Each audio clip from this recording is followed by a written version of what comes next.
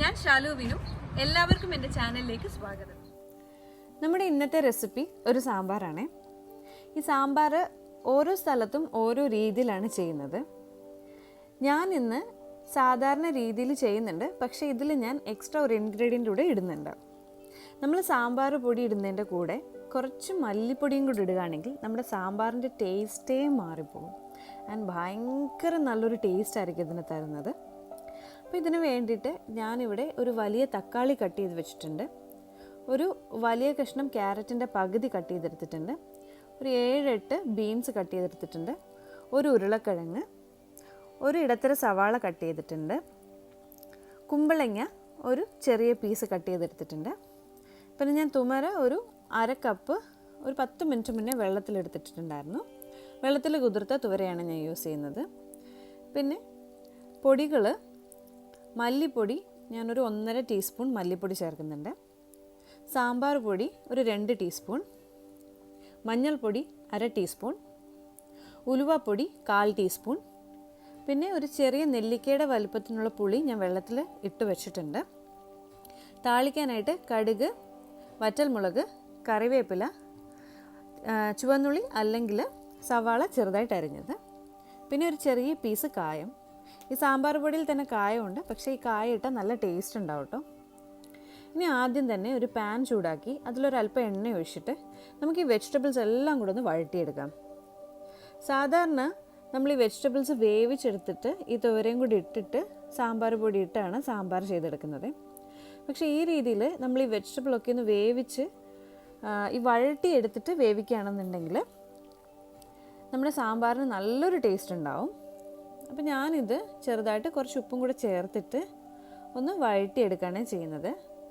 വേറെ പൊടികളൊന്നും ഇപ്പം ഈ വഴറ്റുന്ന കൂട്ടത്തിൽ നമ്മൾ ചേർക്കുന്നില്ല, ജസ്റ്റ് ഉപ്പ് മാത്രമേ ഇടുന്നുള്ളൂ. ഇത് ഒരുപാട് അങ്ങ് വഴണ്ടു പോകേണ്ട ആവശ്യമില്ല. ഒരു 3-4 മിനിറ്റ് ഒരു മീഡിയം ഫ്ലെയിമിലിട്ടിട്ട് നമുക്കിതൊക്കെ ഒന്ന് ചെറുതായിട്ടൊന്ന് സോഫ്റ്റ് ആവുന്നവരെ ഒന്ന് വഴറ്റിയെടുക്കാം.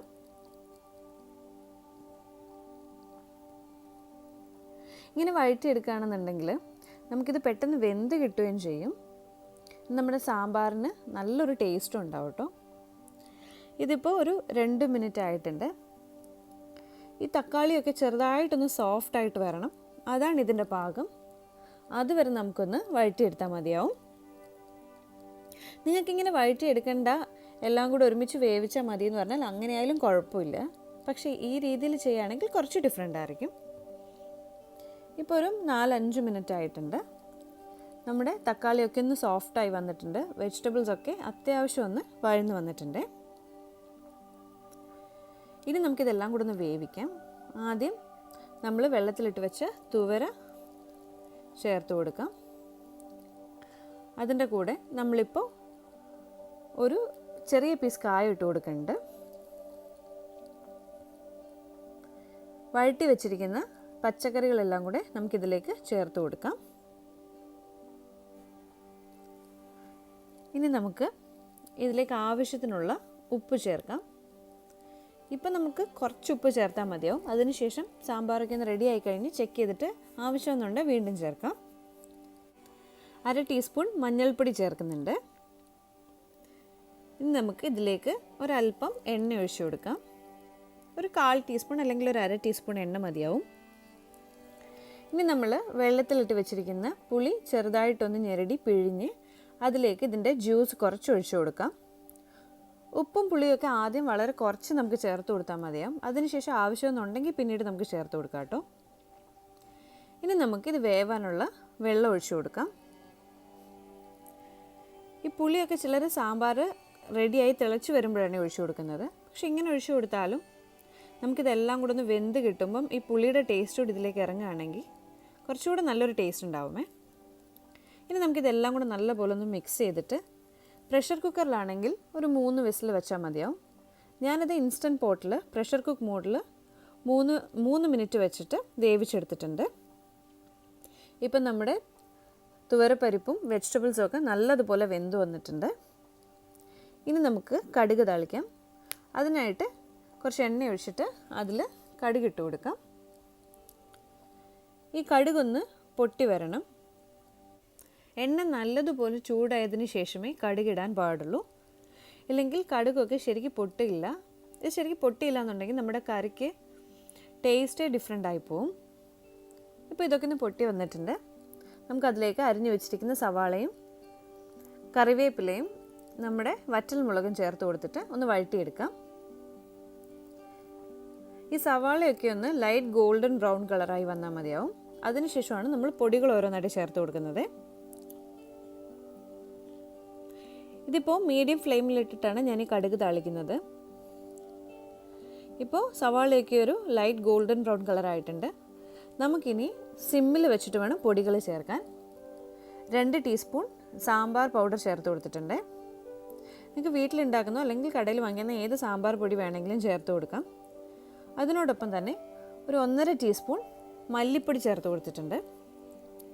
നമ്മൾ സാമ്പാർ പൊടിയൊക്കെ കടയിൽ നിന്ന് വാങ്ങിച്ച് ചേർക്കുകയാണെങ്കിലും ഇതിലൊരല്പം മല്ലിപ്പൊടി എക്സ്ട്രാ ചേർക്കുകയാണെങ്കിൽ സാമ്പാറിന് ഭയങ്കര ഒരു ടേസ്റ്റ് ആയിരിക്കും കേട്ടോ. ഇനി നമ്മൾ സിമ്മിലിട്ടിട്ടാണ് ഈ പൊടിയൊക്കെ ചേർത്തത്. ഇതെല്ലാം കൂടെ ഒന്ന് നമുക്ക് വഴറ്റിയെടുക്കണേ. ഇതിപ്പോൾ എണ്ണയിൽ കിടന്ന് നല്ലതുപോലെ ഒന്ന് മുരിഞ്ഞു വരുന്നുണ്ട്. നമുക്കിനി വേവിച്ച് വെച്ചിരിക്കുന്ന പരിപ്പും വെജിറ്റബിൾസും കൂടെ ഉള്ള ഇതിലേക്ക് ഒഴിച്ചു കൊടുക്കാം. ഇനി നമുക്കിതൊക്കെ ഒന്ന് മിക്സ് ചെയ്തെടുക്കാം. ഇതിൽ നമ്മൾ മസാല എന്തെങ്കിലും ചെറുതായിട്ട് കട്ട പിടിച്ചിട്ടുണ്ടെന്നുണ്ടെങ്കിൽ അതൊക്കെ ഇപ്പോൾ ഒന്ന് ഉടച്ചു കൊടുക്കാമേ. ഇനി എല്ലാം കൂടെ ഒന്ന് മിക്സ് ചെയ്തിട്ട് നമുക്കൊന്ന് ടേസ്റ്റ് ചെയ്ത് നോക്കാം. ഉപ്പോ പുളിയോ എന്തെങ്കിലും കുറവുണ്ടെങ്കിൽ ചേർത്ത് കൊടുക്കാം. ഇപ്പോൾ ഞാൻ കുറച്ചുകൂടെ വെള്ളം ഇതിൽ ആഡ് ചെയ്യുന്നുണ്ട്. പരിപ്പായതുകൊണ്ട് കുറച്ച് നേരം ഇരുന്ന് കഴിഞ്ഞാൽ ചൂടൊക്കെ ആറി കഴിയുമ്പോഴേക്കും ഇത് കുറച്ചുകൂടെ ഒന്ന് തിക്കാവും. ഇനി ഇതിലേക്ക് ഒരു 1/4 ടീസ്പൂൺ ഉലുവാപ്പൊടി ചേർത്ത് കൊടുക്കാം. നിങ്ങളുടെ കയ്യിൽ ഉലുവാപ്പൊടി ഇല്ലയെന്നുണ്ടെങ്കിൽ കടുക് താളിക്കുമ്പോൾ കുറച്ച് ഉലുവ, ഒരു 1/4 ടീസ്പൂണിൽ താഴെ ഉലുവ ചേർത്ത് കൊടുത്താലും മതിയാവും. ഇനി നമുക്ക് ഇതിലേക്ക് കുറച്ചുകൂടെ പുളി ഒഴിച്ചു കൊടുക്കാം.